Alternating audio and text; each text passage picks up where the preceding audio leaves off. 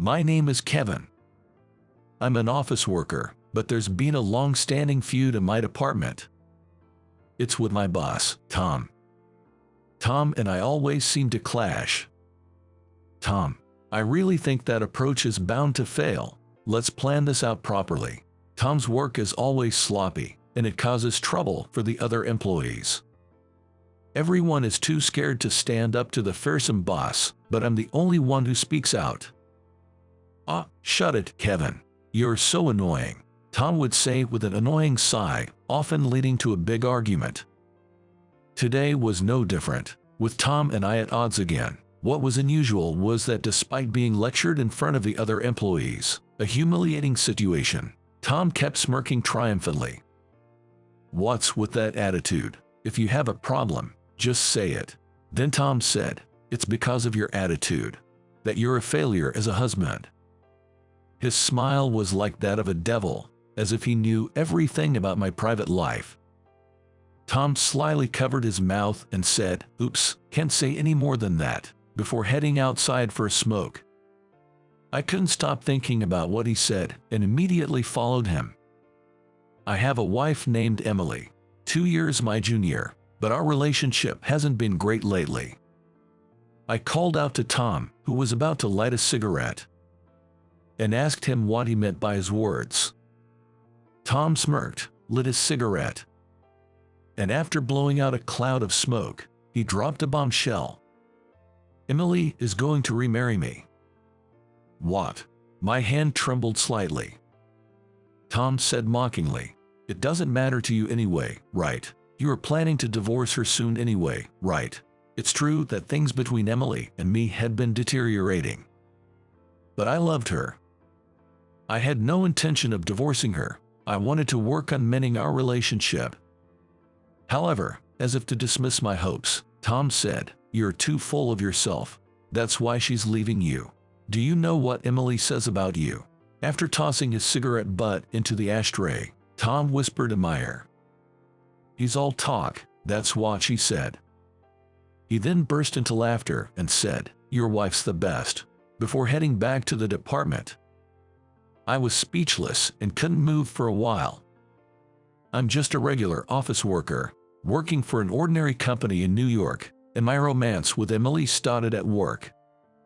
We were in the same group during our new employee training, which led us to get along and eventually start dating. We smoothly progressed to marriage. Emily was very responsible. She even took the lead in our training group, and I admired her work attitude. When we married, Emily wanted to keep working, but I wanted her to stay home and take care of the family. So I told her, I'll be the breadwinner, promising to provide for us. Then she said, if we have children, I want to fulfill my role as a mother, so I'm thinking of quitting my job. After that, she resigned from the company and became a full-time housewife. But actually, that might have been the point when she started to change. The biggest issue between us was that we didn't have any children. Emily began to stress out, constantly blaming herself, saying, "Why did I quit my job if we can have kids?" Whenever I tried to comfort her, she would push me away, yelling, "Don't touch me. You took my job away, and yet you just keep working on the same job. Bring home some promotion news for once." Her anger would escalate, leading us to have heated arguments. For over 6 months, Emily and I went through a rough patch, and during that time, she might have been secretly meeting with my boss, Tom. Apparently, she called me just all talk. Indeed, my manly promise of "I learn for us" meant nothing if I couldn't fulfill it. I remember Tom always favored Emily, and they might have kept in touch even after I married her. Seizing the opportunity as our relationship soured, they probably started an affair. I wanted to confront Emily about everything. However, when I got home, her belongings were gone. The affair was a fact, and now is thrust upon me.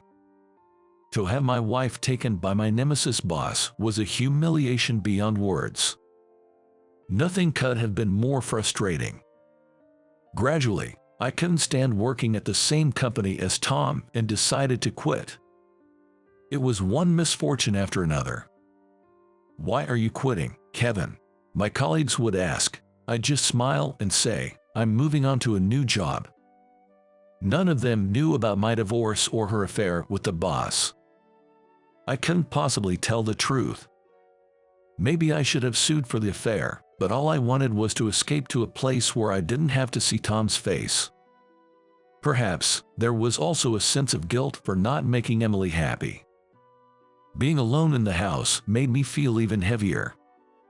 The absence of Emily made our two-bedroom apartment feel even larger. Though I told my colleagues I was getting a new job, I had no motivation or plans for job hunting and aimlessly wandering around. Suddenly, I found myself in the nightlife district. Maybe I should drink my sorrows away just for tonight. Standing in front of a bar that caught my eye, I resolved to drink until morning in a fit of despair and reached for the door. At that moment, I heard a woman's voice saying, "Oh, there you are. I've missed you so much." Startled, I turned around to see an unfamiliar woman, who then grabbed my arm and behaved as if we were a couple, leaving me in utter confusion. What?" The woman, still clinging to my arm, asked. "Where are we going tonight? Who is this woman?" However, I noticed her arm trembling slightly, and her smile seemed to mask fear. Something must be up. Thinking quickly, I played along. "Well, let's go to a place you like." When I said that, she slightly nodded and eagerly said, "Yay, follow me, please." I followed her lead. She took me to a nightclub. Standing in front of the club, she sighed in relief. "Thank you for going along with my story. I managed to get through thanks to you." The woman thanked me. Her name was Ashley, an alias she used at the club. I was invited by Ashley, "Please come with me," and guided me to a seat. Once seated, she explained why she pretended to know me. "I've actually been stalked by a customer who kept insisting on an after-party. He's this awful old guy who would touch my butt and stuff. I always refused because who knows what he might do if I went with him." "I see. So you clung to me, a random guy nearby, because you felt in danger." "That's right. It was just awful, but I was saved because you were there. I really like dependable men." Saying this, Ashley placed her hand on my thigh. Ashley was a very beautiful woman, and just that was enough to make my heart race.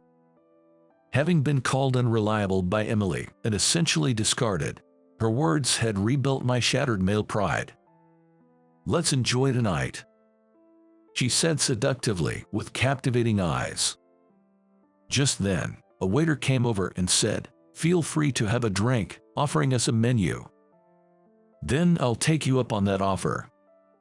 As I was about to take the menu, an unexpected situation unfolded. "Excuse me." A woman suddenly intervened. "Hey, what's up, Sarah? I don't need help." "Ashley, please stop doing this."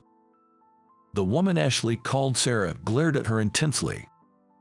Then, Ashley's demeanor changed abruptly. "What? Come with me." Sarah grabbed my arm and pulled me out of the club. As I was being dragged along, I couldn't help but think about how many times I was going to be grabbed by a woman today. "Should be safe here. Sorry, Kevin." No, it's okay. I'm used to being dragged around." "Wait, how do you know my name? Don't you recognize me?" she asked, turning to face me. "Wait, I've seen her somewhere before." After staring at her for a while, I suddenly exclaimed, Lily, is that you, Lily?" Lily was a junior from the company I had recently left. My impression of her was a very serious and quiet woman who barely wore makeup. But now, what about her? Her mascara was dramatically curled, and with bold cheek and lip makeup, she had completely transformed into a woman of the night. "You work here?" I asked, and Lily nodded. Sarah was her alias in the club. I knew the company allowed side jobs, but I never imagined she had this other side. "When I saw you come to the club, I was surprised, but since you left the company recently, I thought it wouldn't be a problem to talk to you. I didn't want to see a former senior getting tricked." "What do you mean?" "That Ashley. She's been using some pretty nasty tactics to lure customers lately. Did she grab your arm and say I missed you?" Making up a story about being stalked by another customer. Realizing she was right, I let out an involuntary yaw. Lily sighed as if troubled. Just as I thought. It seemed I had almost fallen for a kind of theatrical scam. What a spectacle. In front of a junior, no less. I'm so embarrassed. "Thanks for the help, Lily." "It's nothing really. The club had its eye on Ashley's behavior anyway. I'll report your case to the manager." "That's a relief. Can I ask you something?" "What is it?" "Just curious, but why are you working at a place like this?" I was surprised. But you don't have to answer it if you don't want to. I just wanted to drink until I pass out today. I feel lonely and wanted to hear someone's story." Feeling a bit pathetic for leaning on a junior, I braced myself and asked her. Lily seemed to ponder for a moment, then whispered, "It's Kevin, so I guess it would be fine." And then she said, "Okay, I understand," and began her story. "Actually, I'm being forced to work at that club, almost like it's against my will." "What?" "My mother is a bit of a mess. After she divorced my father, she went off the deep end, got involved in some weird religion, and racked up a huge debt. Now, I'm the one trying to pay it off." But, that's your mother's debt, not yours, right?" Then Lily turned her face away. "I've always done whatever my mother told me to. She demanded money, so I just followed her orders." Lily shared that she grew up enduring violence from her mentally unwell mother, which made it hard for her to defy her. "I used to be a brighter girl, but ever since my mother changed, I've become shy and gloomy. I hate what I've become." She, who was always expressionless, distorted her face only when saying these last words. It must have been a very difficult life. A life bound by her mother. Watching her, I strangely felt the urge to help. "Why don't you just run away from your mother?" Lily looked at me with surprise in her eyes. "But, I've tried to run away so many times, but I'm scared. Her presence is just..." Her shoulders were trembling slightly. She might have been reliving unpleasant memories. I gently placed my hand on her shoulder. "Then let me help you talk to your mother." "Why would you go that far for me, Kevin?" I shrugged and gave her a smile. "I had divorced. You know about Emily, right? She was having an affair with Tom." "A divorce, really?" I said yes and tried to smile. But inside, I felt like crying. "I ran away from that job. I had to escape. It's embarrassing and pathetic, but I ran and ran." I repeated the word ran and then said, "I'm trying to grab onto the next happiness." I surprised myself. Just moments ago, I was in the depths of despair, but now I could say something so positive. It's okay to run from the past now. Next time, you just need to find happiness in the future. It felt like I was telling myself more than Lily. Right, I should also look forward. The reason I wanted to help Lily was that I saw her in the same brink of despair as I was. When I looked up, our eyes met. Lily, with a slightly apologetic expression, asked, "Will you really help me?" "I definitely will," I replied, and later arranged to meet with her mother. A few days later, I went to Lily's family home and met her mother. "Could you please let your daughter go? Let her be free." But her mother yelled, "Don't stick your nose into other people's family matters. Your daughter is an excellent worker, but if she keeps juggling a day job and a night job, she'll break down eventually. Are you okay with that?" I found myself shouting. Still, her mother refused to listen and threatened, "If you say another word, I'll call the police." But then, Lily, with tears welling up in her eyes, said, "Mom, please stop. I'm going to leave you, Mom." It seemed my words had given Lily the courage she needed. Despite her long-standing fear of her domineering mother, she now confronted her with all the frustration she had been holding back. It was an ordeal so terrible that I wondered if it was even appropriate for me, an outsider, to hear. The realization that her daughter was truly leaving must have struck her mother, who then pleaded, "Please, don't abandon me." But Lily's resolve didn't waver, and finally, she said goodbye, pulling my arm as we left the house. On the way home, Lily asked me, was this the right thing to do? It was good. Take some time away from her. You can meet her again later. For now, just take care of yourself. As I said this, Lily seemed to find some resolution and showed me a smile for the first time, saying, "You're right. Let me treat you to something as a thank you next time." Her smile seemed to soothe my troubled heart. I never knew Lily's smile could be so lovely. I found myself gazing at her for a long while. From that day on, our relationship changed from former colleagues to companions who had shared tough experiences. Later, Lily and I started dating. She became brighter and more beautiful, always sharing smiles with me. Then one day, I ran into the most unexpected persons.